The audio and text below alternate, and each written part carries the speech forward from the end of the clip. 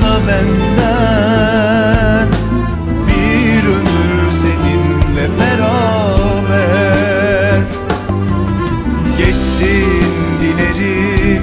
Tanrı'dan yemin ederim, sensin benim tek gerçeğim.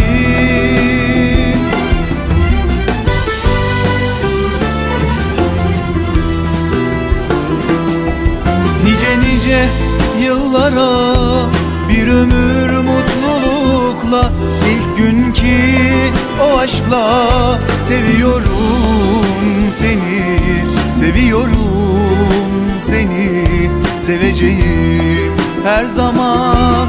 Nice nice yıllara, bir ömür mutlulukla, ilk günkü o aşkla seviyorum seni, seviyorum seni, seveceğim sonsuza kadar.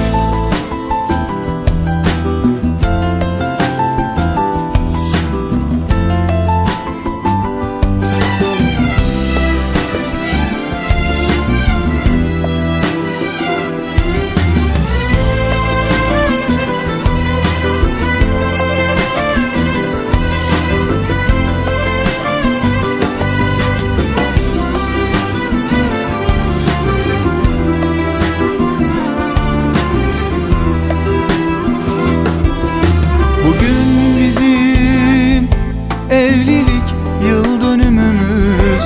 Unutmadım, unutamam, en mutlu günümüz bugün. Evet dediğin o gün, bugün benim olduğun gün. İlk evet sendendi, sonra da benden bir ömür seninle beraber geçsin dilerim.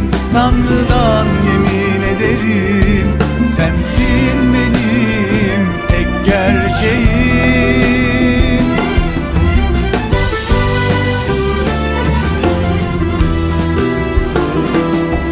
Nice nice yıllara, bir ömür mutlulukla, ilk günkü o aşkla seviyorum seni, seviyorum seni, seveceğim her zaman.